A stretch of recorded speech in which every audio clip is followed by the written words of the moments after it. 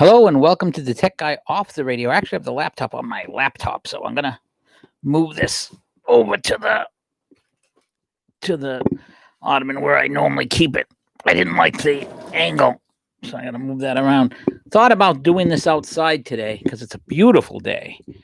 It's such a beautiful day. Even what's going on cannot make it a less beautiful day than it is. And life is more than just elections, politics, and theft and so forth. So it's actually 3 p.m. So the normal pre-show that I would do, we're not going to bother with because it took me a little while to set up today.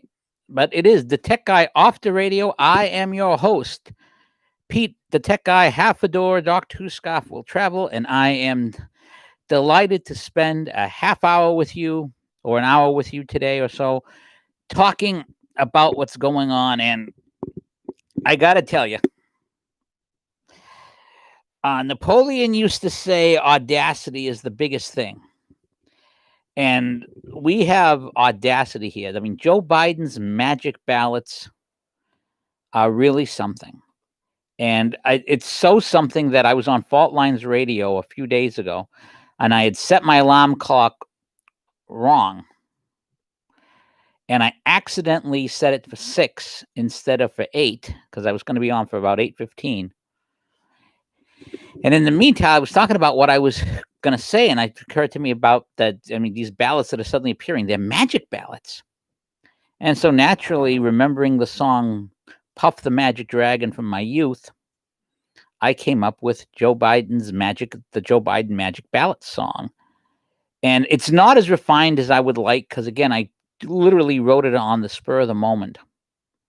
And I'm going to sing it to you to start, which is a little, and God help you that I'm going to sing the song for you to begin the show. But let me tweet that out. So see if we can get a few people who will turn up at least to laugh at me as I sing. So we're going to put down the mic, which experience is telling me will still pick me up as I put it down and type. So I'll try and keep talking while I type. Most people who know me would suggest that that's not going to be a problem for me because I'm a talker. Always have been a talker. Never been one who can stop talking. My family is the Cadulo. Part of my family is related to Cadulos, and Cadulos have a reputation of talking and talking and talking. I could tell you stories about how some of these Cadulos could talk. Missed 2 buses listening to a Cadulo talk once. But that's beside the point. Let's see, on Twitter, about to sing the new song, Joe Biden's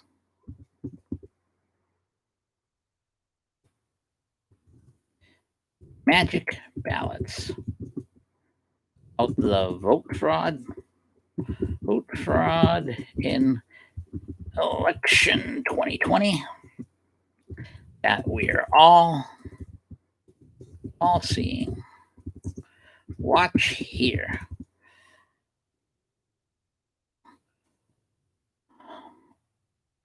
So let's put that out to some people. See if we can get a few more bodies in here. I'd like to have a few more bodies.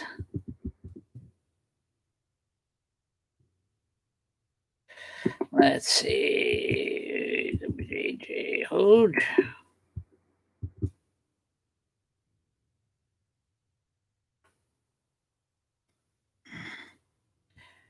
Let's see any other. Lisa, we'll send out a few of these. We'll see if we can get a few bodies in here. So anyways, again, I came up with the song on the fly, and it literally just popped into my head. So I'm going to sing it, but before I sing it, I want to tell you a little bit more about what we're going to get in the show. Larry Cora wrote a great piece about red flags and auditing. My brother Dominic is an auditor, or was an auditor before he retired, and he can probably talk to this himself. But the fact that again, remember election night, and if you know anything about statistics, you know how difficult it is for certain things to happen. Certain things jump out at you. Auditors, certain things will jump out at you. And the amount of things that are jumping out at us, the sheer blatantness of all of this stuff is something to see, and something we're going to have to find out. But I'm going to sing the song now. I've given them enough people enough time to jump in if they want to hear me make a fool of myself.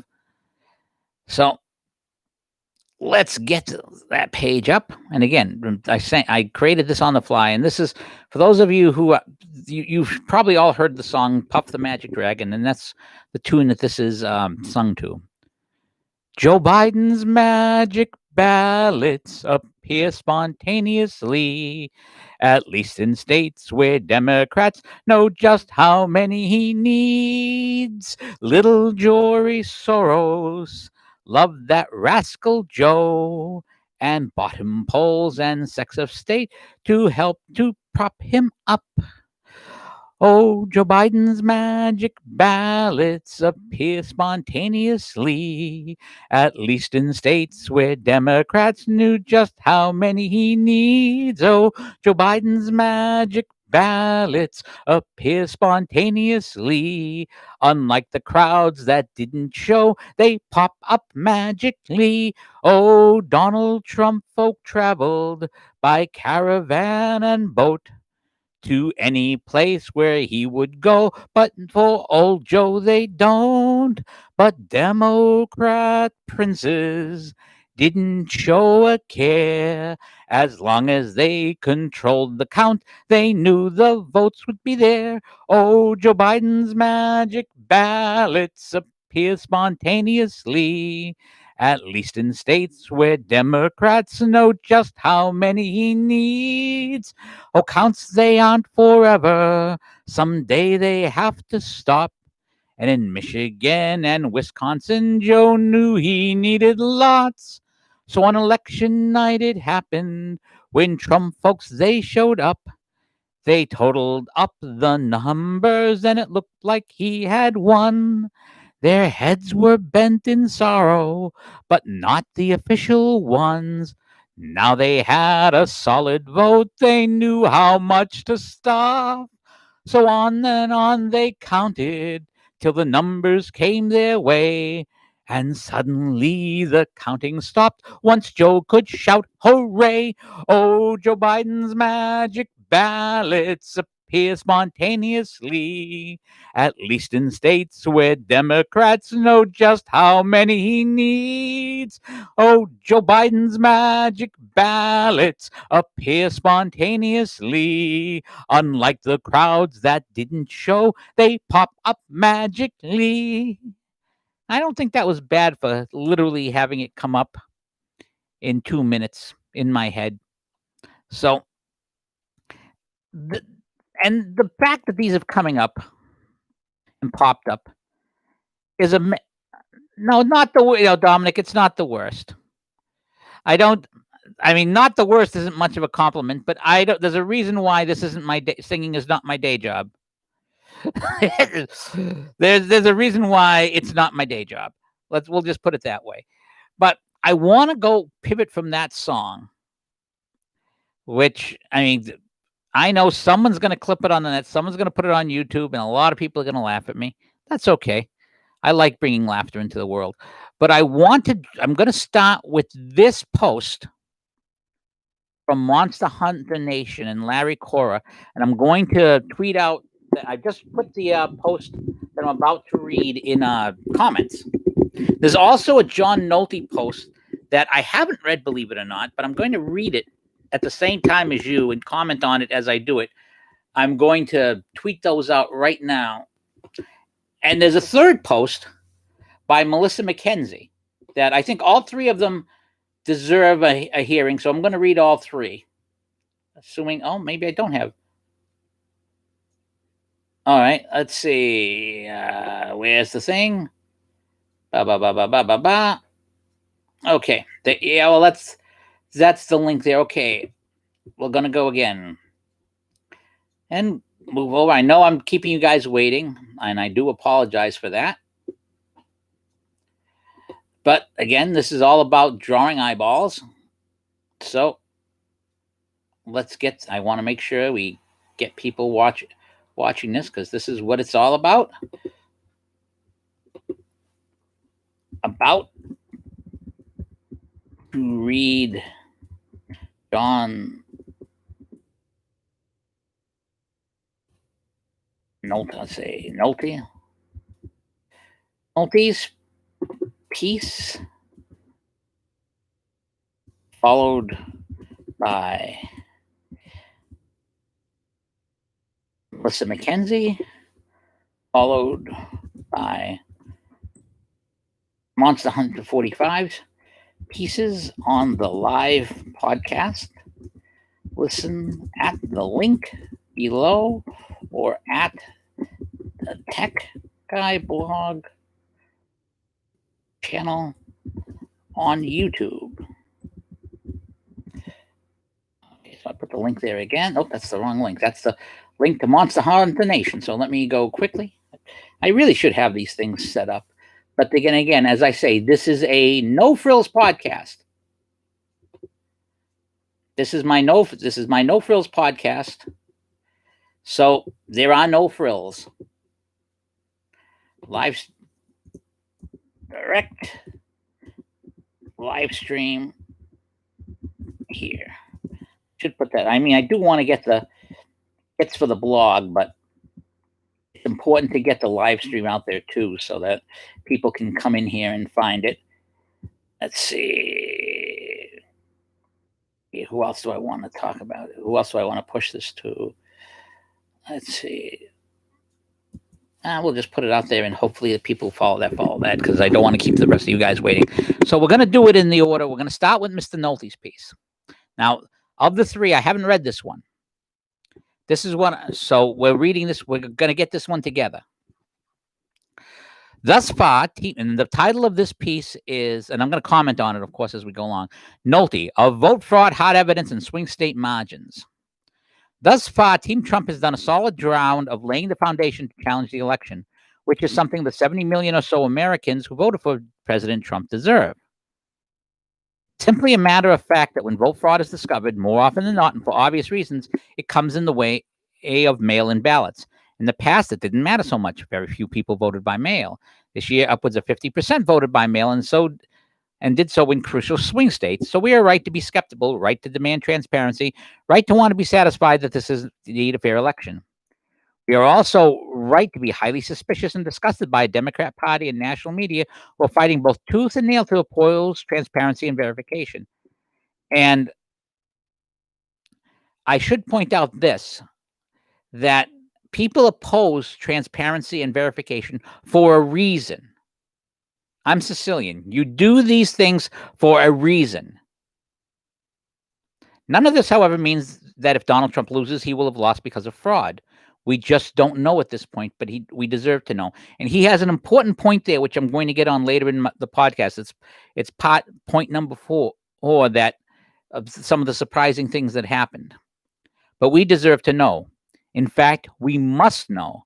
Which brings me back to my opening point about Team Trump laying the foundation to ask for recounts and recanvassing, which are two different things. A recount is just that. The ballots are recounted in the same way they were the first time. Recanvassing is a review of the vote totals in each county to assure that there are no clerical or inputting errors in the reporting of the number of votes for each candidate. Once that is done, Donald Trump's only remaining option is to try and expose enough vote fraud to tip the election back to him. In other words, invalidate enough votes to put him over the top. And this is where we are definitely headed. Team Trump and the president himself have so been fearless in their claim that the election was rigged, and that the cheating, especially in deep blue areas with all those mail-in ballots, was so widespread and brazen, it cost Trump his re-election. This is why Team Trump continues to use the phrase, count every legal vote. And frankly, to me, the fact that Democrats are unwilling to say that phrase speaks volumes. That is all good and perfectly valid. But if Trump is going to be successful here, now is the time to produce evidence, and a lot of it. And that's a very important point that we're going to get to, because the real danger is that once these things are in the point was to try and keep the fraudulent votes out of the stream. Once they're in the stream, it's harder to prove that they're fraudulent. Here's the tweet from Breitbart News that he embedded. President Donald Trump's re-election campaign on Friday argued that the election is not over, despite former Vice President Joe Biden is emerging with leads in key states. Then Payne got off to a good start on Thursday with a criminal referral to the Department of Justice, alleging 3,062 instances of vote fraud, specifically votes.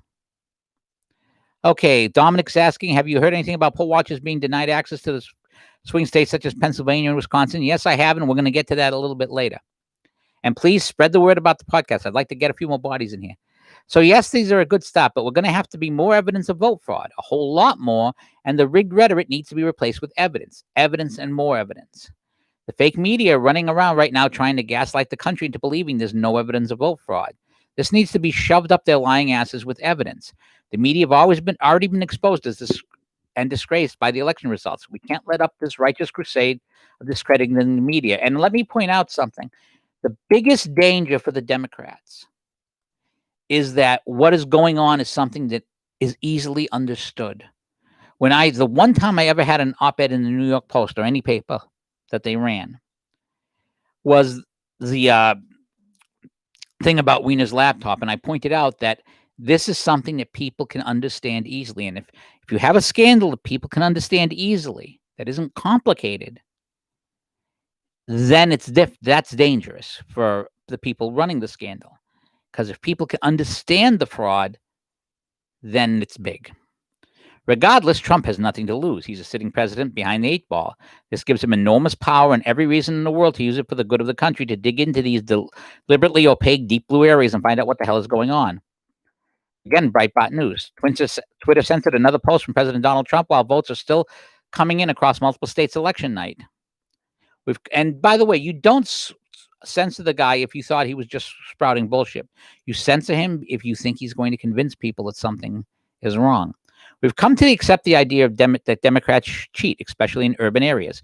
We make jokes about it. This is not healthy. If it's happening, it needs to stop. Trump is now in perfect position to blow the lid off of anything that needs the lid blown off. Worst case scenario, we find no consequential vote fraud and 70 million of us feel better. And that's actually not the worst case scenario. If Joe Biden won the election legitimately, that's a good thing. And I want to point, not good in the sense that it's the result I want. But if Joe Biden won the election legitimately, that's a good thing. But if he did not, and the boy who cried wolf scenario, I think, is very important because the media has been crying these things over and over and over again about, oh, Donald Trump this, Donald Trump that, Donald Trump that, and now suddenly, boom.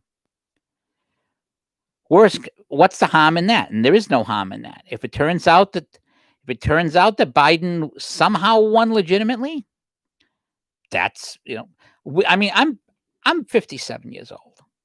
I've lived through a lot of elections. I can handle a loss. I handled 8 years of Obama. I'm going to be able to handle it if Joe Biden won legitimately. But there's a problem if he did not win legitimately. Now we're going to go to the second piece, and this is Melissa McKendy this is her from her daily email. Powerline printed it over here. And this is from Powerline blog, the archives. I'm going to throw that into the chat stream so you can read it yourself and decide what you think of it. And I'm going to read the preface from Scott Johnson first. Melissa McKenzie is the publisher of the American Spectator. Her daily email this morning is titled Be of Good Cheer. The exclamation point is Melissa's, and that's the end of Be of Good Cheer. I would insert a question mark there. The commenting on the election, Melissa's mood doesn't quite jibe with mine, but I found her message helpful. With Melissa's kind permission, I'm posting it here in the hope it might be of some use. Dear friend, take joy of the day. It's gorgeous here in Texas. It's actually gorgeous here in Massachusetts. I seriously considered doing the podcast outside because it is just beautiful. It's a crime that I'm inside. My wife's actually outside. Normally she'd be doing commentary about what I'm doing and giving me bad looks if I say something stupid, but she's doing some gardening while she has a chance, which reminds me I have to mow the lawn today or tomorrow, which I really don't feel like doing, but that's another story. Take joy in the day. It is gorgeous here in Texas. After a sleepless night and a solid midday nap, I feel refreshed and encouraged. Does that sound insane? When I sent you my election forecast, I sent a perspective nearly everybody disagreed with. It's turning out to be mostly right. While it's not the red wave everyone hoped for, it's not the blue wave we were promised either. That's great news. Secretly, I feared the polls could be accurate. If they were, America was in worse shape than I imagined. Instead, America is trying to figure out what kind of country she wants to be, and it's not critical race theory, communist, technocratic paradise. Here's the good news. Mitch McConnell becomes, and again, all of this is assuming the challenges don't take place and so forth, or don't come through. Mitch McConnell becomes the most important politician in the country. As good as Mitch has been on offense in the Senate, his real skill is defense. No one, and I mean no one, can throw sand in the gears like Mitch McConnell. There will be no court packing. There will be no insane restructuring of the republic. Nancy Pelosi is about to see the shoe on the other foot, having to come up with legislation that could pass the Senate without being murdered by the commie corner of her party. Good luck, San Fran Nan.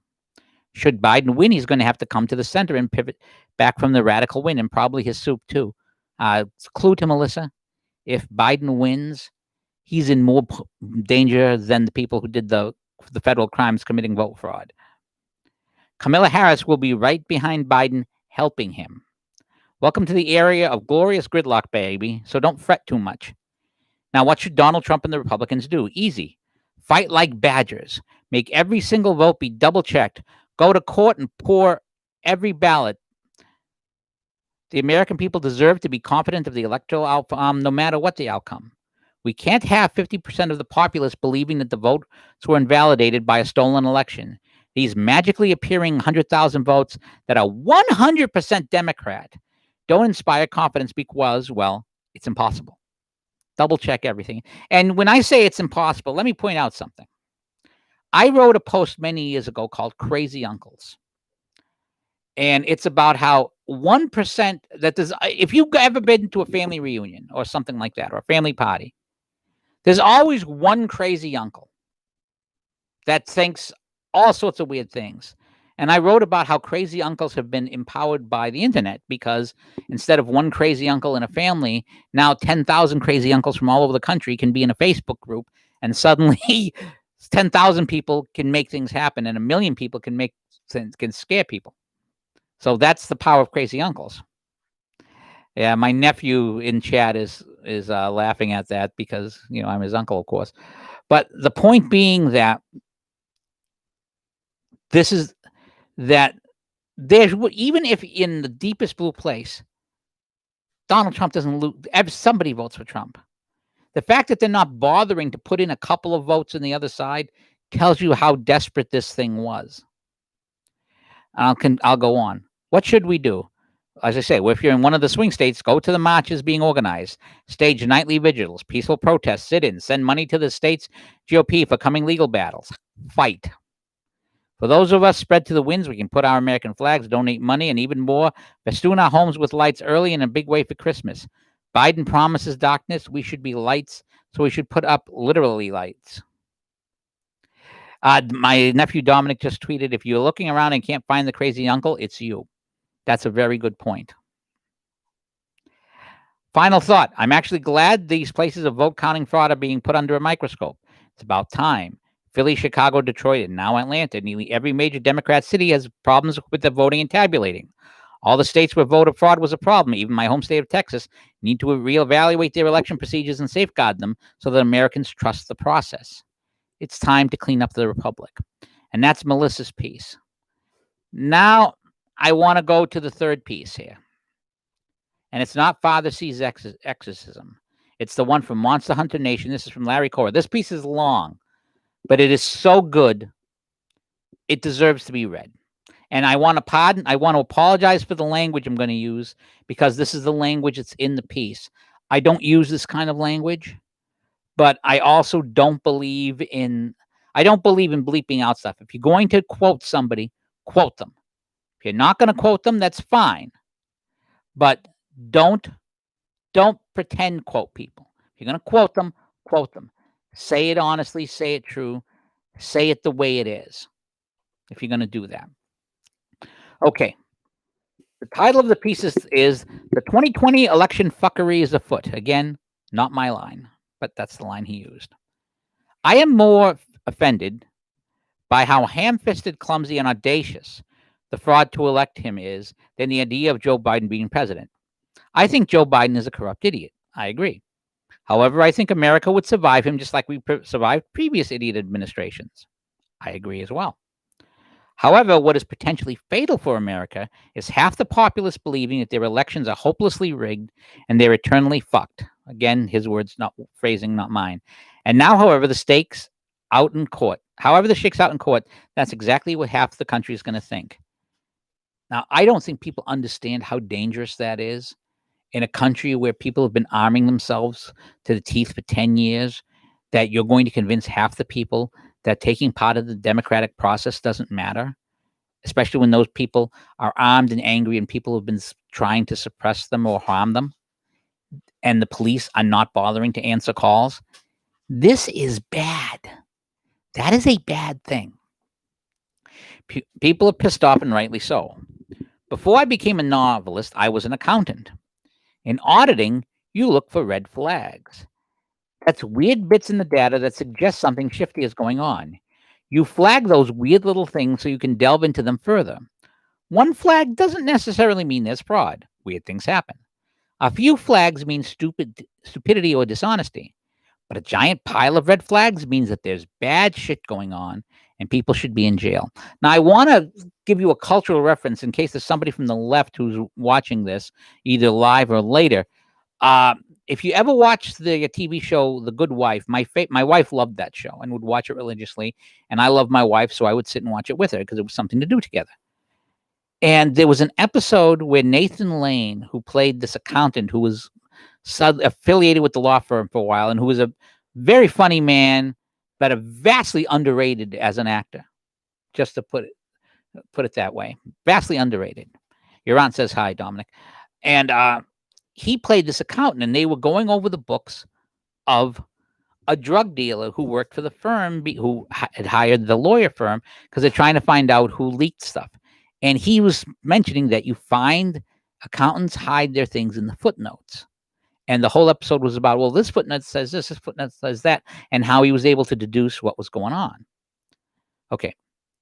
Again, back to the article. Except in politics, where apparently all you have to do is dismiss a bunch of red flags, be a Democrat, and mumble something about fascist voter suppression, then you can do all sorts of blatant crime and get off. I've been trying to keep up with the fire hose of information about what's going on during this clusterfuck of an election. Again, his phraseology, not mine. Last night I was on Facebook, I'm not on Facebook myself, talking about the crazy high third world dictatorship level voter turnout levels. The deep blue areas of these swing states were very suspicious. Someone gaslighted me about how I'd have to do better than that. So this was my quick reply, listing off the questionable bullshit I could think of off the top of my head. And remember, this is what he rattled off at the top of his head. The massive turnout alone is a red flag. But as for doing better, the late night spikes that were enough to close all the Trump leads, not just some, but all the Trump leads, are a red flag. The statistically impossible breakdown of the ratios of those vote dumps is a red flag. The ratios of these dumps being far better than the percentages in the bluest of blue cities, even though the historical data does not match, red flag. The ratios of these vote dumps favoring Biden more in these few battlegrounds than the ratio for the rest of the country, even in the bluest of the blue states, red flag. Biden, and think about this for a second, Biden outperforming Obama among those few urban vote dumps, even though Trump picked up points in every single demographic group in the rest of the country. Red flag. The poll observers being removed. Red flag. The counters cheering as GOP observers are removed. Red flag. The fact that Dem observers outnumbered GOP observers 3-1. Red flag and the basis for the first lawsuits filed. The electioneering at the polls on video. Red flag. The willful violation of a court order requiring the separation of ballots by type. Red flag. A United States Postal Service whistleblower reporting to the Inspector General, not just on tape to James O'Keefe, but reporting to the Inspector General that today they were ordered to backdate ballots to yesterday. Red flag. The video of 2 a.m. deliveries of what appeared to be boxes of ballots with no chain of custody or other observers right before the late night miracle spikes. Red flag. Any of those things would be enough to trigger an audit in the normal world. This many red flags, and I would be giggling in anticipation of catching some thieves. And it isn't that I have to do better. I'm just a Gen Pop observer who happens to be a retired auditor with a finely tuned bullshit detector. This is going to the courts. So now I want to delve into some of this some more. The problem is there's a ton of info swirling around. Some of it's good, some of crap. Doesn't help that the reporters are unusually dishonest or not very bright and absolute trash at presenting data. Part of our problem is big tech is actively stomping on stories that make their guy look bad. And again, this is that when you remove stories unfavorable of your side, it's done for a reason. While compiling these, I discovered several of the links I'd looked at yesterday had been vanished by Twitter and Facebook. For the last 4 years, half the country was all, Trump is illegitimate. He's not my president. He stole the election, and so forth.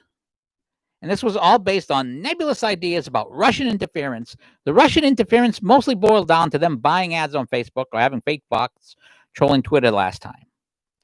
This time, the actual giant mega corporations, Facebook, Twitter, and Google themselves, have actively censored stories in order to protect their candidate.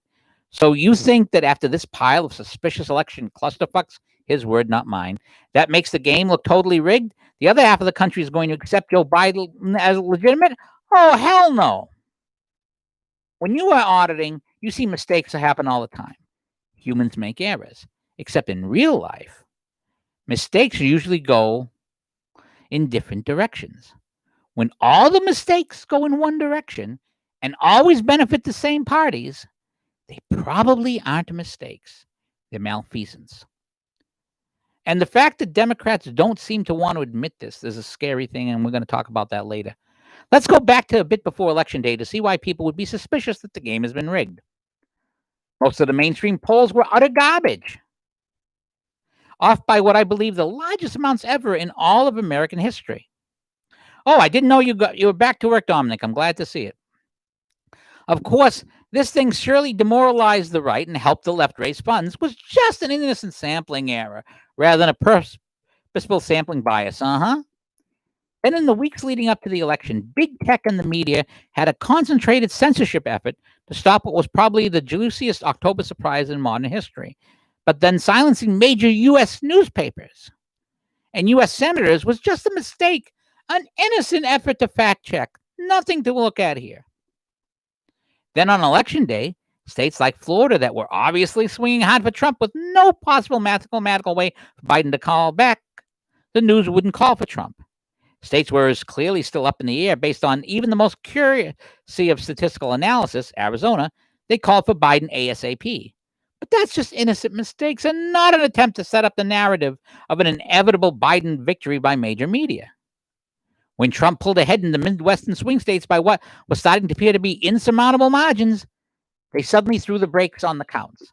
My favorite part of this was what it looked like was when Trump was going to win. And to me, this is the biggest evidence.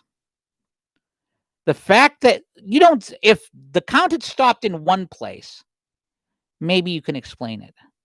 But the count stopped in multiple cities at the same time when Trump was ahead in these places. And to me, and I'm interrupting the article a little bit. And to me, that's gang stuff. That's like, I am not going to do this thing, violate this federal law, and put myself out there unless all you guys are on it. All of us are going to have blood on our hands, or none of us are. That's what that stop was for. That stop was was each city making sure if this blows up, I ain't going to jail alone. All of us are in it or none of us are in it. That's what that stop was about, in my opinion. And that's the most critical thing. Now let's get back to where we are. Let's see. My favorite part of this was when it looked like Trump was going to win, the Chinese yuan crashed, which is pretty telling about how shitty a candidate Joe Biden is. Okay, suddenly stopping all these counts seemed a little weird, but most of Americans went to bed thinking this was a close race with Trump in the league in the EC. Then we woke up in the morning and everybody saw the 538 graph showing a massive middle of the night spike for Joe Biden with almost zilch corresponding votes for Trump. Now, one of those got walked back as a typo. Again, funny how all these mistakes keep going in one direction, but the damage was already done. And all of a sudden, most of America was paying a whole lot more attention to places like Wisconsin and Michigan than we usually do. That's how flags work. And it turned out that a single six-figure typo was only one of many statistically improbable Biden vote dumps to come. Now, all of my liberal acquaintances were quick to dismiss these with some gaslighting about how it's just deep blue inner cities voters coming in. And obviously, they're going to vote for Joe Biden, except that is them deliberately missing the point. It isn't that Biden won those, it's that he won them with statistically impossible amounts.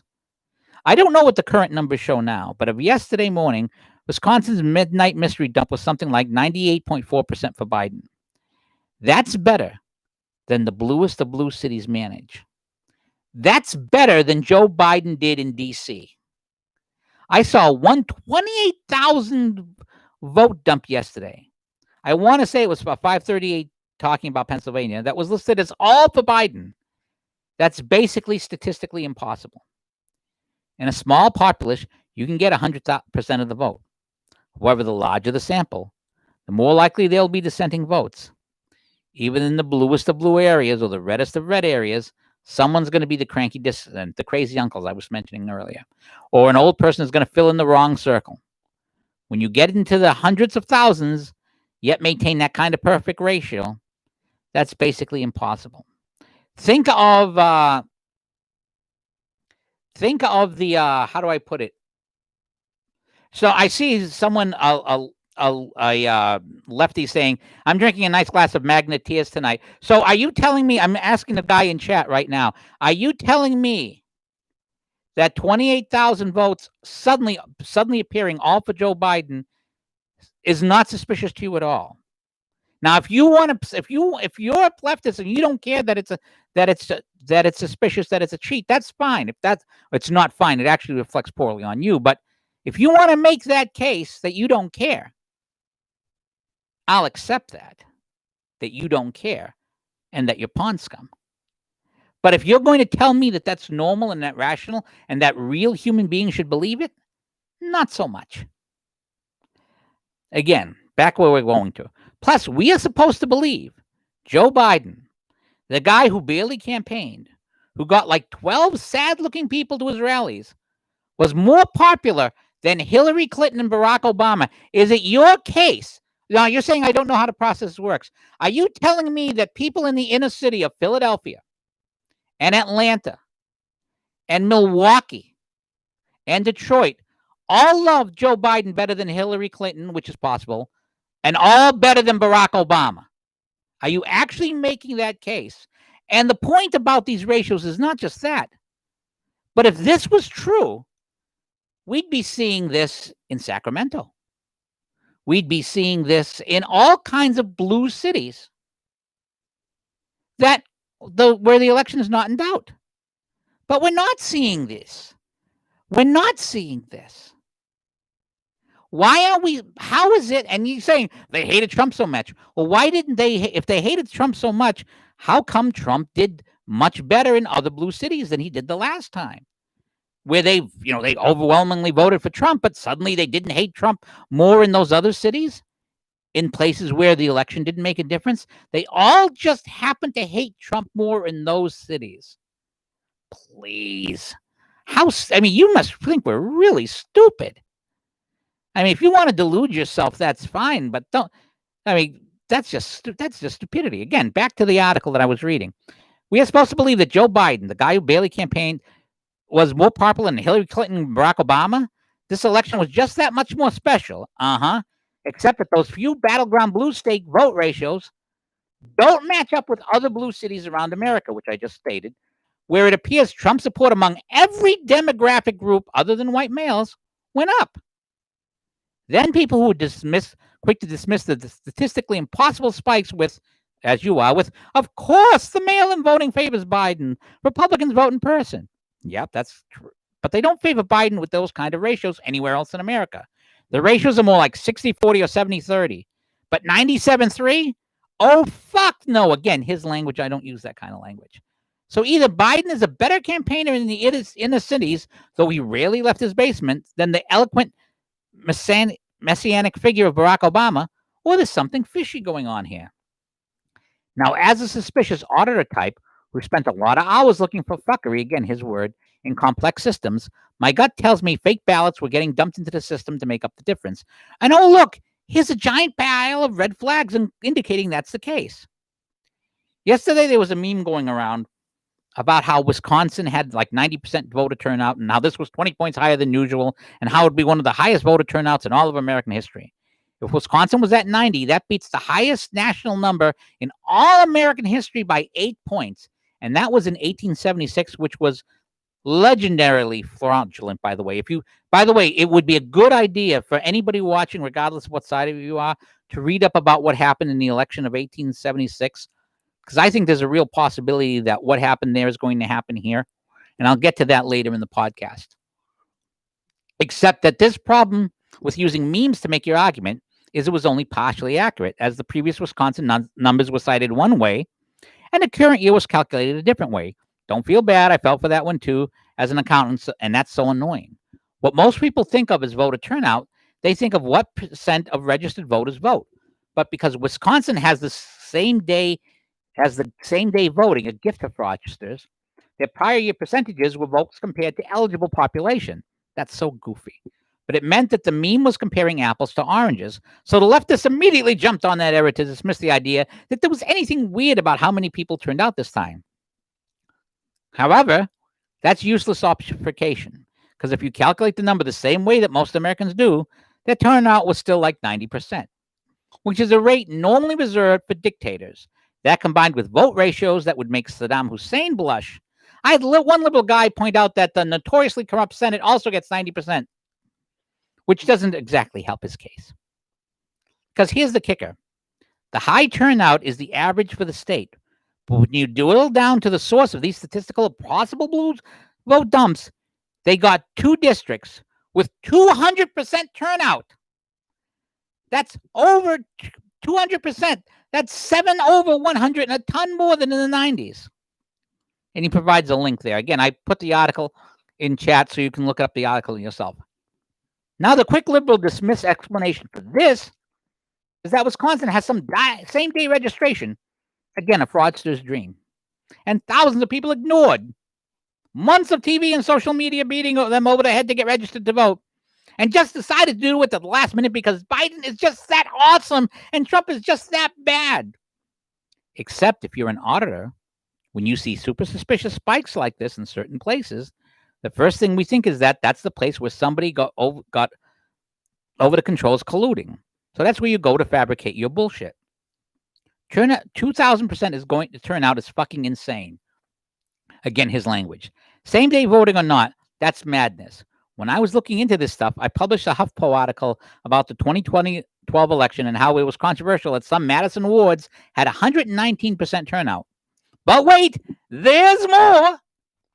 A whistleblower has come forward from a Michigan post office saying they were given ballots on November 4th in order to postmark them to election day so they would still be valid. Provides the link. This is so insanely illegal.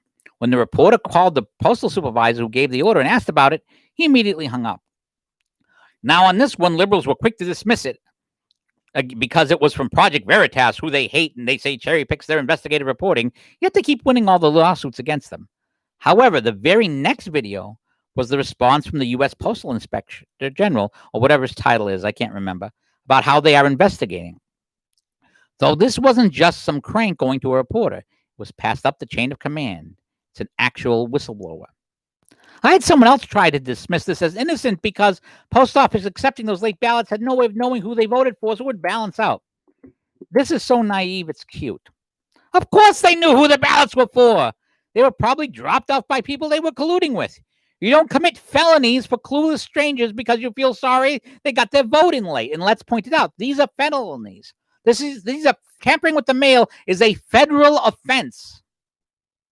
These are federal offenses. There was a famous thing in the only election Lyndon Johnson ever lost, which was actually stolen from him, and not stolen by his friends, by the friends of the person it was stolen for, but by the guy's enemies who wanted him out of the governor's chair and into the U.S. Senate because of an issue concerning prohibition. The guy in question, Pappy McDaniel, for all of his corruption, had one value. He thought that booze was the tool of the devil, so he was going to arrange to make it illegal to sell booze within the areas of army bases which were propping up, because this was 1942 when World War II was starting. So the beer lobby arranged to steal the votes after Lyndon Johnson reported his numbers. Basically the same thing. As soon as Lyndon released his numbers, they knew how many to steal, and they stole it in East Texas. And Franklin Delano Roosevelt said to Lyndon Johnson after that, who was considered a protege of his, I don't know what you guys do in Texas, but in our state, we know to sit on our ballot boxes and not give out the numbers. Back to the article. A quick note on collusion, because I mentioned it a couple of times now. Collusion is the key to successful fraud. Systems have controls and checks in places. So the best way to circumvent them is to team up with somebody over one of those controls and exploit the gap. That's fraud 101, which is why you go to the post office, your buddy runs off to drop off your illegal late emergency ballot, say Biden ballots. Or when you go to the ward, your buddy, the poll worker who's running the log in the book, the same day register, all your imaginary friends. The magic ballots that I sang about at the beginning of this podcast. Speaking of imaginary vote, this one is actually hilarious. Democrats are quick to say all votes must count, which apparently includes people who are 118 years old. Again, the link is provided. All these little fraud schemes come from various directions, except the fraud numbers add up quick in a tight race. However, if you're hundreds of thousands of votes behind in the middle of the night, it requires some audacious level fuckery, again, his word, which brings us to a red flag you can see from space. The 4 a.m. Biden miracle. Here's an account from somebody at the counting center. Again, a link. This is the third link I've had to pull for this one because Facebook keeps killing the others. And again, if it's just people sprouting, if it's just crazy uncles, you don't pull that stuff because it's not a danger to anybody. But if it's something that makes sense, that can hurt your guy, then you leave it up there. Because after the statistically impossible votes came in, they had to toss a bunch of the GOP judges out of the building because of COVID. Remember what I said about collusion? If you've got actual system with controls on your side, you can basically do any outlandish bullshit you feel like. And the only way you're going to get stopped is by an outside power, hence the multitude of lawsuits we're going to see over the next few days. Another thing you learn to spot when people are fraudulently manipulating data is the mission-oriented spikes. On this one, I've seen a few links, but the data has been so in flux that I've not been able to confirm it. But supposedly a bunch of sudden Biden spikes weren't just statistically improbable. They also voted for president, but not the down ballot races. Now, lots of people will vote for president, but don't care about down ballot. However, when you get a pile of those in a row, that suggests somebody in a hurry filling out the mission-critical bubble and then moving down stack assembly line style. There was also a video taken of one guy delivering these mystery ballots to the counting center in the middle of the night, unloading them from a white van into a little red wagon. The link I used yesterday had been deleted by YouTube, but I found a new one. Can't stop the signal, Mal. And there's a new link. Gee whiz. I can't imagine why mysterious boxes are being moved into this supposedly secure voting facility in the middle of the night where no observers or chain of custody. And there's more. They just keep coming. Yesterday morning, I saw a small article about a Republican official calling shenanigans in the voting in a small county, which went overwhelmingly Trump last time, and how it appeared the votes tallied weren't enough to account for his immediate family. Of course, he got laughed at by hiring liberals. Fast forward a few hours, and it turns out that the voting software program, was faulty. There's the link to the Western Journal. Worse, the same broken-ass software was apparently used in 33 other counties. Again, with all these magical errors in these swing states, all going to one side. Then there's Sharpiegate. But I've heard so much conflicting stuff about this one with Sharpies actually working fine in Scranton machines that I'm not putting much stock in that yet. And as a guy who works in a warehouse when you have a scanner, sometimes if something's scanned bad, sometimes it works, sometimes it doesn't. On one scanner, my badge works every time. On another scanner, it fails every time. I don't understand why, except for the quality of the various scanners. But again, back to his article. Then there's SharpieGate, but I've heard so much conflicting stuff about this one. With Sharpie is actually working fine in Scranton machines. I'm not putting stock in this one yet. There's a lawsuit already, though, so it'll be interesting to see what new information comes out. Here's the other thing you learn about auditing. The more chaotic the system, the more chances for fraud. So when you come across a system that is extra chaotic on purpose, that tells you that the people running it want it that way for a reason. And the flags keep coming in. This is going to be way worse than 2000. What happens now? Beats me. It goes to court, and then the real question becomes how much spine the Republicans have to actually fight. In previous years, I'd assumed they were a bunch of spineless chicken shits and wimp out like usual. But I'm not so sure this time. I don't know if any of these will pan out, and without access to the real data, all I can do is guess. I can say without hesitation, though, that fuckery, again, his word, is afoot. And if an actual real investigation happens, they'll be able to prove it. Only this is politics, so who knows? The only thing I do know for certain is that the election is so fucked up, it's going to make America's two halves hate each other even more. And I want to point out, again, we're not seeing people, the person in the chat, for example, who is commenting on this, oh, you lost fair. They're not refuting anything I'm saying. They're just saying, oh, no, wrong. They're not answering the questions. Because to answer the question, then that's important. Because to acknowledge it is to make a decision. When you acknowledge this stuff, then you have to decide, I'm consciously going to go along with something dishonest and dishonorable. But the moment you admit, yeah, that smells a little bit, then that's a problem. Then you have an actual moral decision. Thus, you have the sense of denial here. There's a fourth piece I should be done. Again, and I want to point out something else that's going on. We're seeing all these stories, and I think these stories that we're hearing, that I'm about to talk about, are all to try and mollify Republicans into not challenging the presidential election results. Apparently, the Republicans lost no House seats. And the Democrats lost a ton. In fact, control of the House is still actually in doubt, which is an amazing thing at this point. And apparently the Republicans are held enough for the Senate to hold it. It could be one off. We'll see. But think about this. We are supposed to believe that all over the country, Donald Trump has done better, even in blue areas, except for these 4 cities, pretty much. We are supposed to believe that all over the country, Democrats were losing House races, and Republicans were in retreat, except for in these 4. But despite that, in these 4 cities, Joe Biden did fine. We are supposed to believe that all of this has happened, that in blue cities, where blue people vote blue, Donald Trump did better, except for in these 4 swing cities, all with Democrat secretaries of state and Democrat governors. We are supposed to believe these things. Actually, I take that back. I believe Georgia has a Republican governor. But Atlanta is being run by the Atlanta machine. We are supposed to believe all of these things, and we are supposed to accept it. Please. And we're also supposed to believe that Donald Trump got the biggest amount of non-white vote that any Republican has had ever, except for in these 4 cities where these magic ballots all showed up. Now, that's strange, the level of credulity. I was born, but not yesterday. Now, what can be done? Well, before I talk about what's going to be done, I want to talk about what can be done. First, the lawsuits. Got to go to court. You got to fight. And Republicans have to stand behind Trump.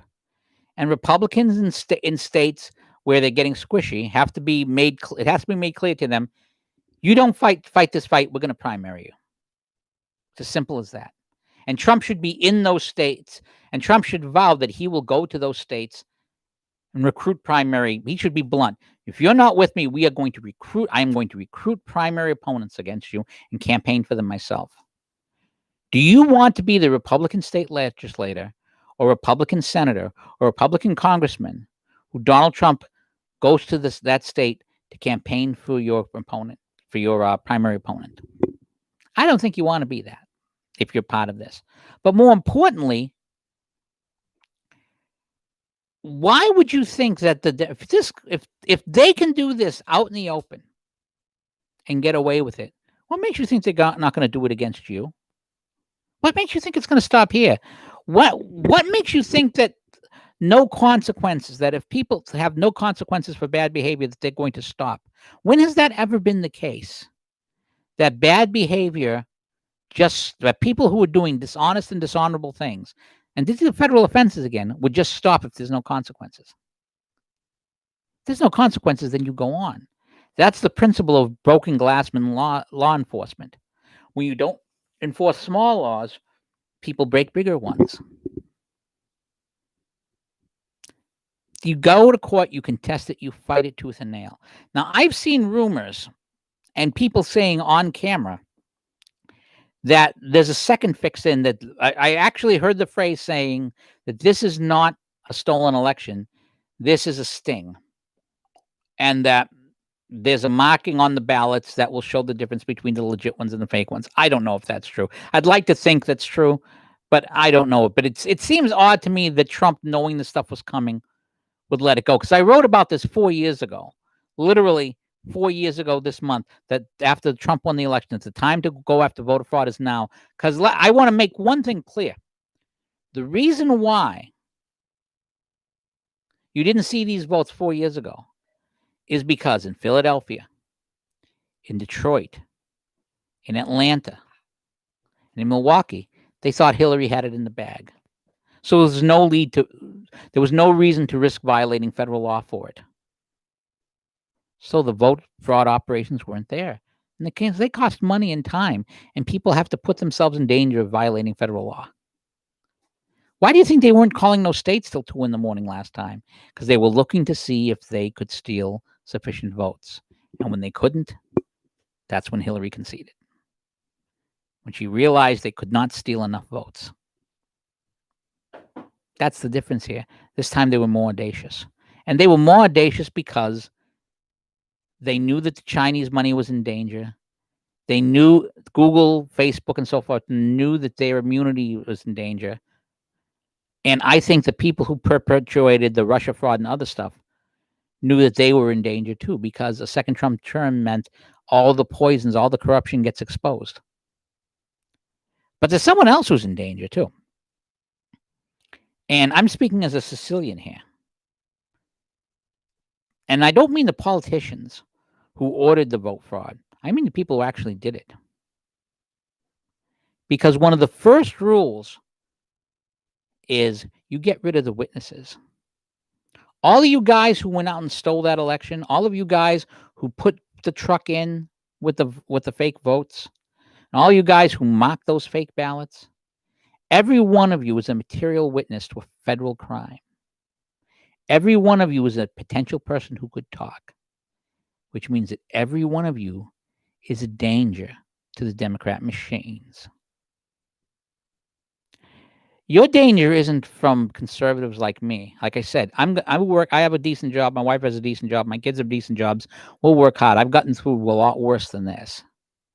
We got through 8 years of Obama. You don't think if Biden ends up still getting the win, and if the votes were legitimate, he deserves it. Let's make that clear. If he legitimately won, he legitimately won. As improbable as it seems. And let's make, and if it's legitimate, it's legitimate. But you know and I know that isn't the case. You're a witness. You're not in danger from me. You're not in danger from some QAnon guy. You're not in danger from that. You're in danger from your own side. I predict there's going to be a massive amount of accidents. Or as we used to say about Clinton people, Arkanside. I think you're going to see a lot of Arkanside. I think you're going to see a lot of people suddenly have accidents people that you haven't heard of, and it's not going to make national news. But in the obituary, it'll say this person worked as a poll volunteer. This person was a driver for so and so. This person was.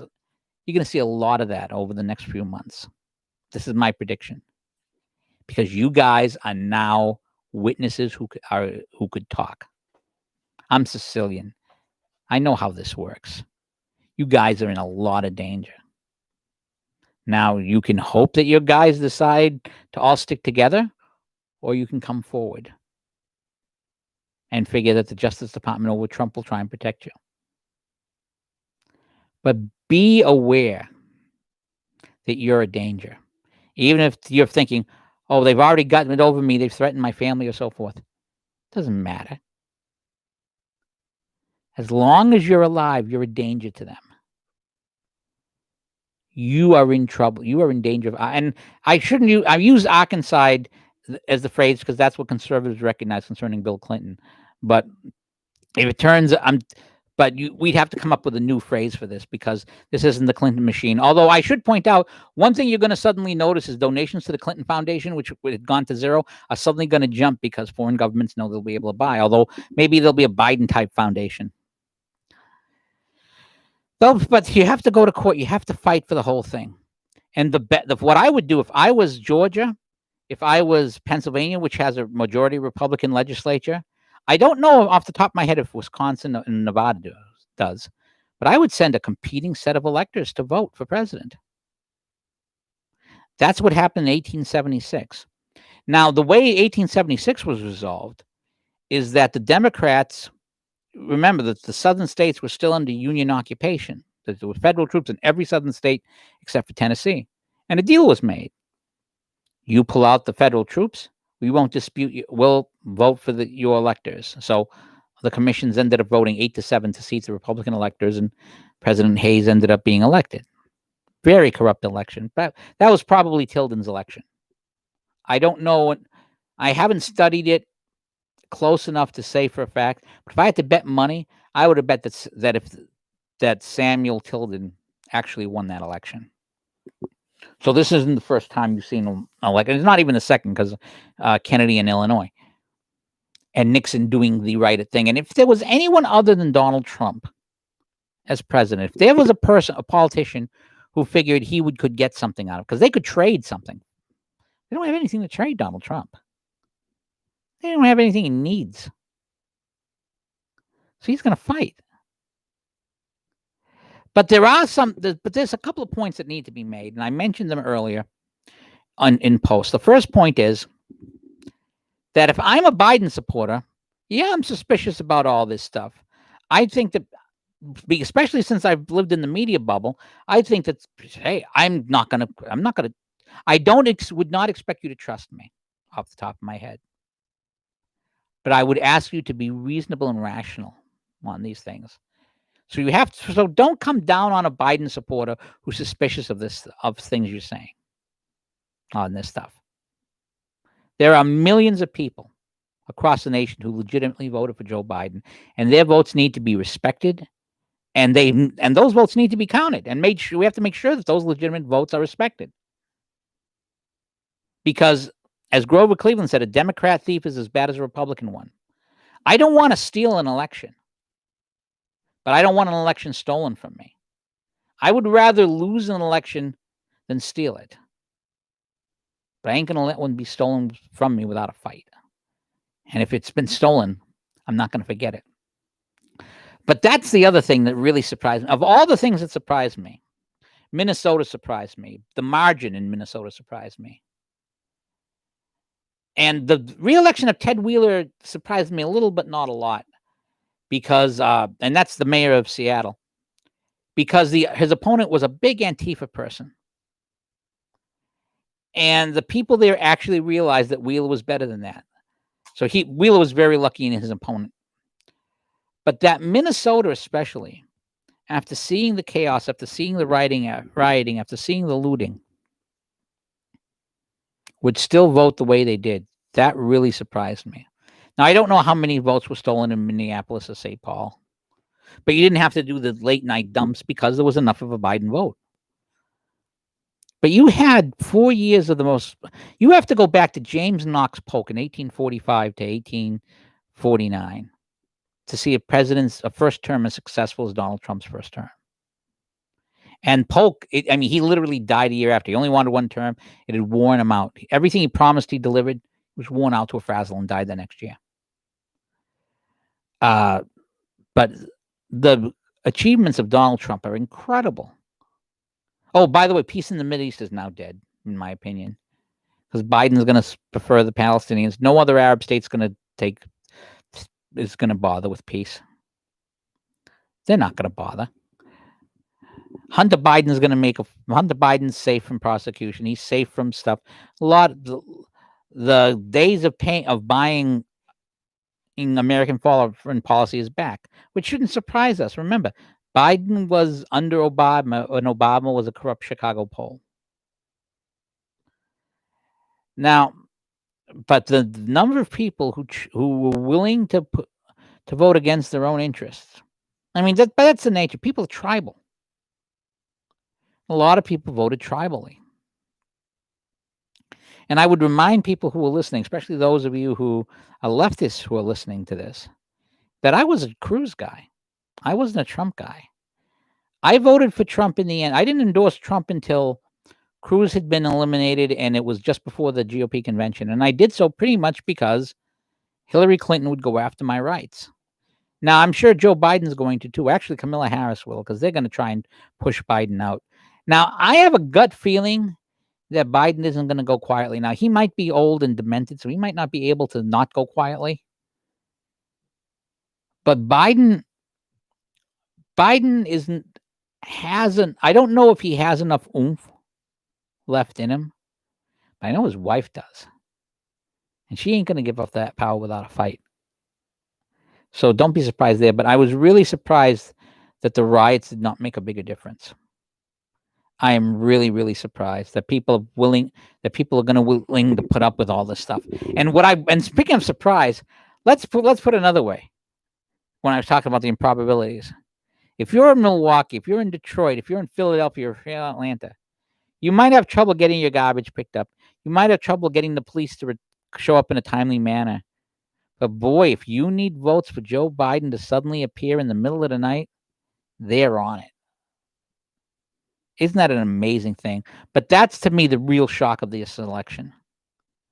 There's actually two. The first shock is that Minnesota went as strong for Biden as it did, that the riots did not make as much of a difference. The other shock to me was the sheer audacity of the fraud. The sheer audacity of doing it, and doing it for Biden. You wouldn't think that they would do it for Biden, but they're not doing it for Biden. They're doing it for themselves.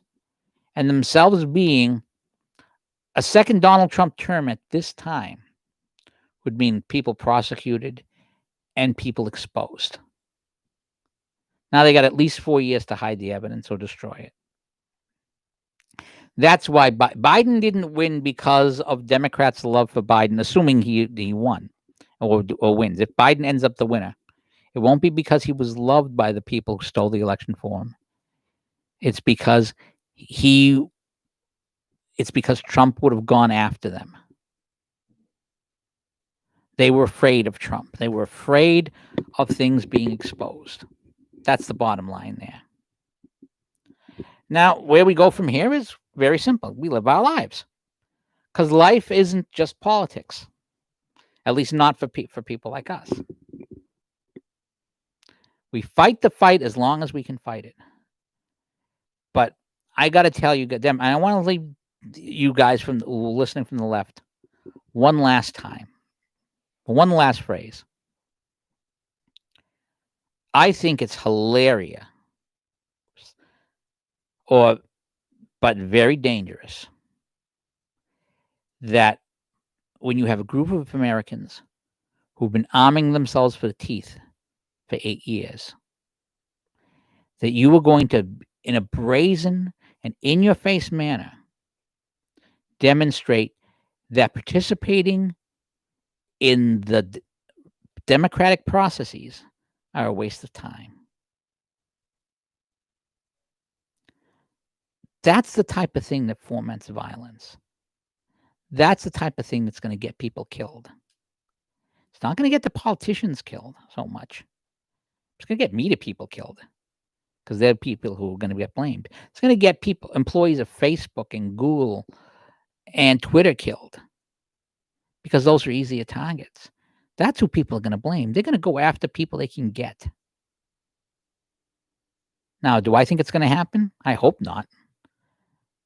And it'll all depend on if the government is weaponized against people again. If we see what we saw during the Obama years where the government is weaponized after this steal, then all bets are off. And this is going to be, and if it happens, it's going to be a calamity for the country. You cannot imagine how much of a calamity it's going to be for the country if it happens. Which is, of course, what China wants, which is, of course, what Iran wants, which, of course, the people who helped buy this election and pay for what happened want. Now, as a general, Ben Franklin, when the Constitutional Convention ended, was asked, so what kind of government we have? A monarchy, I think, democracy, what do we have? And he said to a person, a republic, if you can keep it. Republics always commit suicide because they become lazy, because they become indolent, because they become indifferent to bad things happening. Let's hope that's not what's going to happen here. As I said, me and mine, we're going to work out fine. We're going to work hard. We're going to live our lives. I mean, I live in a deep blue state anyways. I got to tell you, though, I'm very, very worried about what's going to happen in the long run. Now, the only deal now, in terms of and I want to point out something else before someone suggests, well, we could always make a deal where we're going to permanently have observers and so forth for the next time and so forth. It doesn't matter what the rules are unless they're enforced. It does not matter what the rules are unless they're enforced and unless there's an actual physical risk, either physical or financial, to the people who choose to break them. That's the truth. That's the bottom line here. Now, I've already gone on for an hour and 10 minutes, so I don't want to bore you more. But I do want to say that there's a piece I'm going to put into chat right now that you probably. Oh no, that's the wrong piece. Let's see. Called from Quoting the Hoyt that is worth reading, and I'm going to put it in the chat right now. You really should read it. But maybe I should read this aloud, but it's long. Well, let's see. It's 4:12. I'll give it 10 minutes. What the hell? If I'm not teasing you, I'm gonna just read it. This is Sarah A. Hoyt saying, "Let's stop pretending any of this is normal." Also, the lead up to this election, everybody told me if we have a big enough margin, their fraud will be obvious and then it will be stopped. We're here now.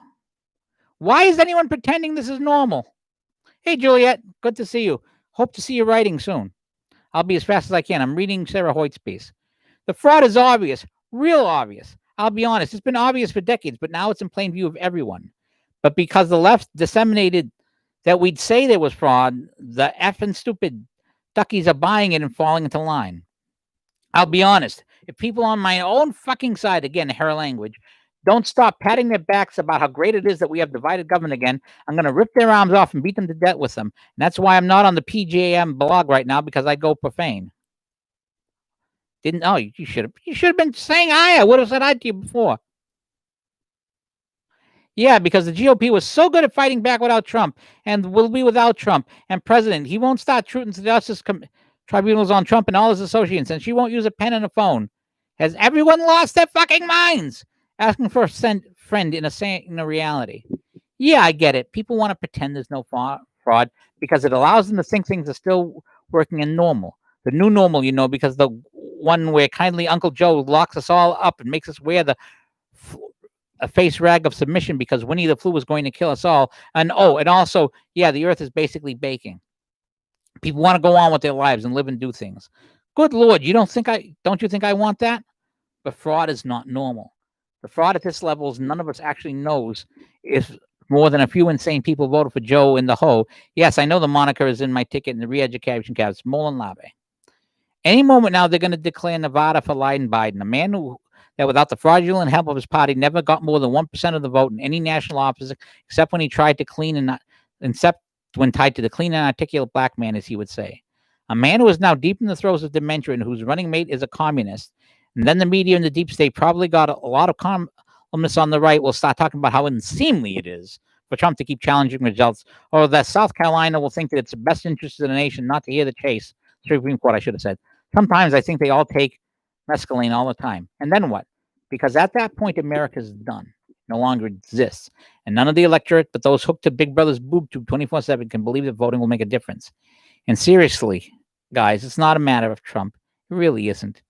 He's our flag of how pissed off we are and has unique abilities. But really, it's not, we must make Trump president. The left thinks so because they're fucktards. Yes, sorry, the word was used a lot because it's that kind of day. Who projected their emotions onto us. Seriously, they tend to cult the personality, so you think we do. It's not about Trump.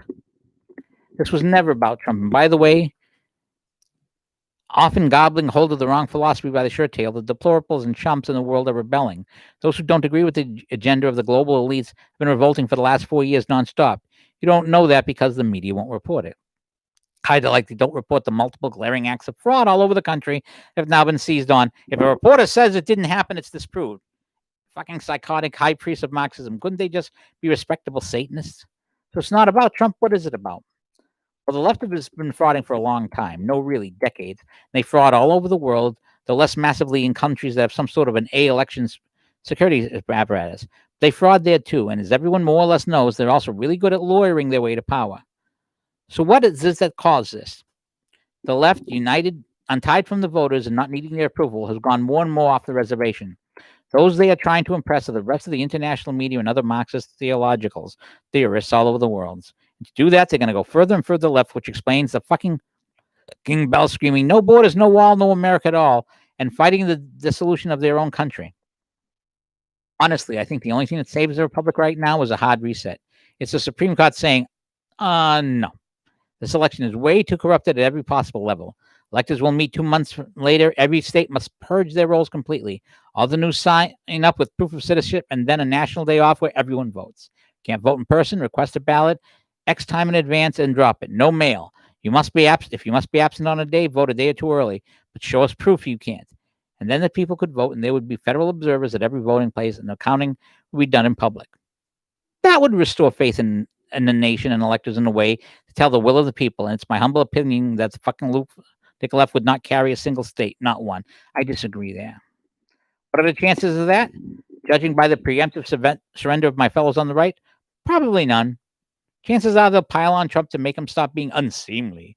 Then they'll go back to work analyzing the election to prove that the only reason the red wave didn't carry him to a second term is that he's too uncouth. What we need now is somewhere like Pierre Delecto. And yeah, we'll have divided government for 2 years, except for all the Congress creatures will know the fix is in. They'll roll over to the left. So maybe 1 or 2 seats won't be taken. They'll be part of the pet loyal opposition. Is that what you want? Not what I want. And the only thing that can stop it now is short of a full conflagration, which is still preferable to commies forever. Look at how out of control they got under the semblance of an American system. Imagine what they'll do with unfettered, knowing that they're unfettered. Is to stop pretending this is normal. Make a noise and speak out. Collect instances of fraud before they disappear down the memory hole. Support Trump's fight against fraud. Do not stop. Do not shut up. Trump signs, Trump banners. Joe's just screaming online. Let him know we won't go quietly into that good night. For now, it's our best chance.